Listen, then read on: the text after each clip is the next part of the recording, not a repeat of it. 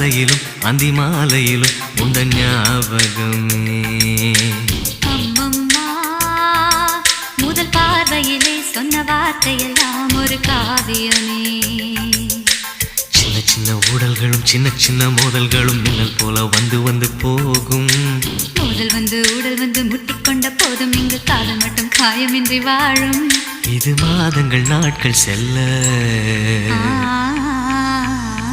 நிறம் மாறிடும் பூக்கள் அல்ல. மீனம்மா அதிகாலையிலும் அந்தி மாலையிலும் உந்த ஞாபகமே.